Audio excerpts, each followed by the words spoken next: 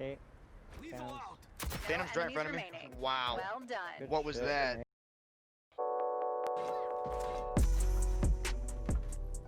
Hey everyone, welcome to Chef Stein3y's Culinary Institute of Fragmentation. Today I'm going to talk through some tips, tricks, and best practices for utilizing the frag grenade in Rogue Company.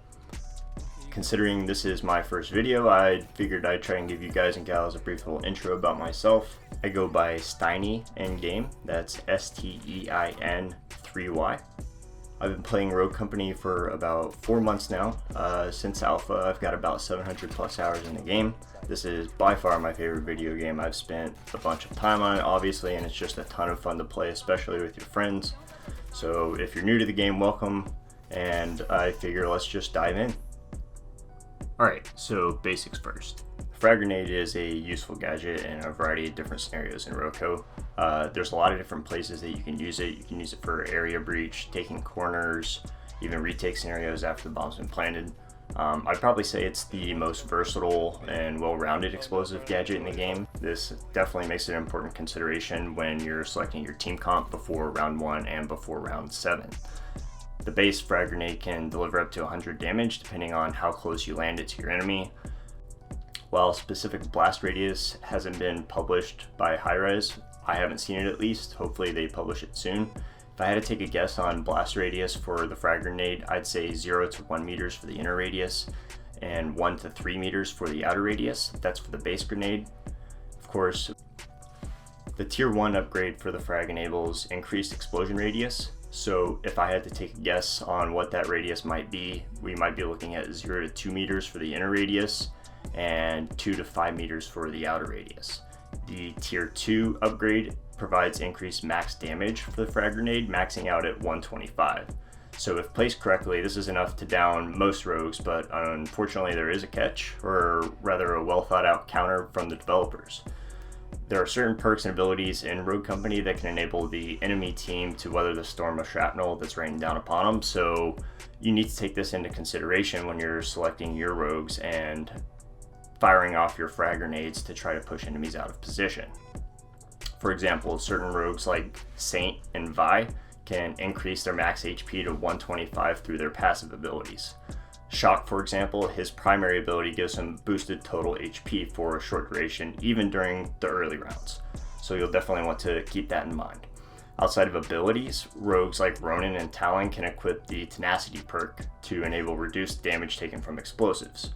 Other rogues like Dallas can equip the Headstrong perk, which provides additional 25 HP to start each round. This cannot be regenerated, however. What you'll really want to look out for is the enemy rogues that can utilize both Tenacity as well as Headstrong or their passive ability. This grants them maximum 125 HP plus improved damage resistance against your frag, which means you can land your fully upgraded grenade right at their feet and you still won't down them. There are 4 rogues that have this capability: Anvil, Scorch, Trench, and Vi. Anvil with his Tenacity and Headstrong perk, Scorch with Tenacity and Headstrong, Trench with Tenacity and Headstrong, and Vi with Tenacity and her Leeching Poison passive ability. Make sure you're taking this into consideration when you're throwing your nade. As of this current patch 0.47, there are 3 rogues that can equip the frag grenade, showcasing the developer's intent to position as a powerful purchase for pretty much any team. True to their name, breachers like Dima and Ronin can equip the frag, which provides a useful way for taking corners and penalizing poorly positioned enemies. Phantom, the lone sniper rogue, can also equip the frag grenade. Her frag is perfect for pushing enemies out of cover into the sights of her sniper rifle or the sights of her teammates. So before we dive into some of the meatier tips and tricks of frag grenades, I want to talk a little bit about settings. So Quickcast is something that I've had a lot of discussions with people in the Roco community. Some people seem to like it, some people don't. At the end of the day, it really seems to come down to personal taste. If you don't know what Quickcast is, it is the ability to cook a frag grenade in the same click or the same button press that you are pulling the grenade out with to equip it. So instead of non-quick cast, which would be I pull the frag grenade out, I'm holding it, and then I press the button again to start cooking the frag grenade, that would be non-quick cast. Quick cast would be I pull the frag grenade out to equip it and it's already cooking, so as soon as I release that button, the nade will throw. Let's take a look at a quick play-by-play where I find Quickcast useful. So as you can see, I'm playing here with Phantom. I see that the enemy's there. I see him drop down. I start cooking my nade.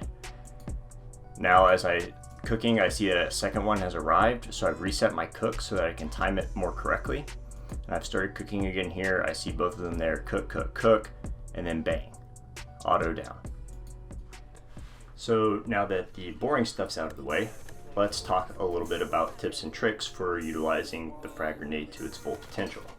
Since the game has entered closed beta, I've seen dozens and dozens of new players who are not getting the most out of their frag grenades.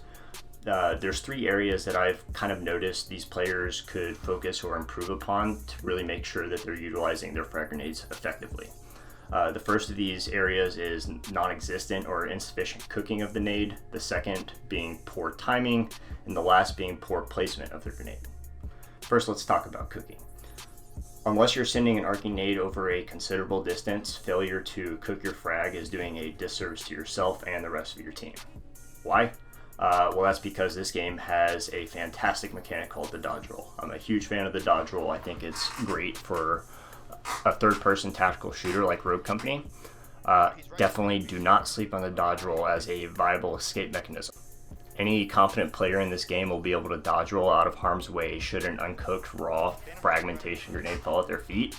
So you've essentially just burned your gadget with no positional gain to show for it because you didn't cook your nade properly. Properly cooking your nade ensures that you have a better chance of downing the enemy as the nade lands, which actually helps get you into a better position. If you throw it before it's fully cooked, they have time to move out of the way. It's that simple. So this leads perfectly into our next point, which is grenade timing. So cooking and timing are very closely related. Understanding the timing of a nade cook is crucial, and to some extent it does take some practice and trial and error to learn how long to cook it for. However, there are 2 things to remember when trying to get acclimated to nade cooking. The first and most obvious is the trajectory arc when you hold it down to cook. It will start to turn red when it's getting ready to explode. Pretty self-explanatory. Second is knowing the length of time it takes a nade to explode, which is approximately 4 seconds. After 1 second, your trajectory arc will turn from gray to red, indicating that you have 3 seconds until the frag detonates. So with that in mind, here's a quick rule of thumb. Cook for longer when you're throwing short, and cook for less when you're throwing long. Utilizing this timing and trajectory arc will be important for the next part of this video. This leads to our third section, which is grenade placement using proper positioning and angling. So I'm not gonna lie, map knowledge and rogue knowledge are extremely helpful for efficient nade utilization.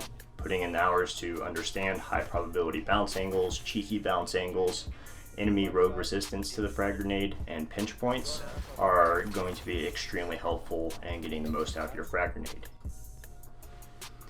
Even knowing common rotation routes can be beneficial. While these things take time to master, there are some easy things that you can do to get you there faster. For starters, take some time to understand the bounce mechanics of the grenade. Try throwing a few short, try throwing a few long. Use walls, use barriers, ceilings, and other environmental elements to land your nade, but most importantly, you have to practice it. Hop into a game with some bots and select a rogue, Ronin, Phantom, or Dima with a frag grenade, and just practice that for a few matches in a row. And depending on the map, you'll start to get a better understanding of how the grenade will bounce off the ground, how the grenade will bounce off a high wall, how it will bounce off a low wall. These kind of things can help make sure that you're getting the downs and getting use out of your grenade in tough situations. The second thing I want to talk about with regards to placement using positioning and angling of your nades is using the information that you have. So you can get information from a couple of different ways, some of them built into the game itself, and then some just using your ability to communicate as a human. So for instance, in-game mechanics like the Talon Dart, Phantom's smoke or sticky sensor, Dallas's ability to reveal or tracker rounds can show you exactly where an enemy is positioned. This will enable you to make sure that you're placing your frag in a good spot to maximize your chances of getting a down or even multiple. The second thing there is the communication part. This is huge, especially in this type of game. Rogue Company is a tactical shooter. This means that you have to communicate with your teammates. So make sure to use information that you're getting from conversations with your teammates to know where enemies are. If enemies are in a choke point and your teammate can see them but you can't, you might have an angle to bounce a nade and get a helpful down. Here's a couple quick tips before you go. Collect fallen gadgets from enemies and teammates. The more nades, the merrier. Here's another quick tip. Cook your nades from behind cover. Once you've located your enemy, go back behind cover, start cooking your nade, and peek your angle only when you're ready to release your grenade. That said, thanks for watching. If you have any feedback, comments, suggestions, feel free to send me a message or provide those in the comments. Follow me on Twitch @Stein3y or on Twitter @Stein3yTwitch. See you next time.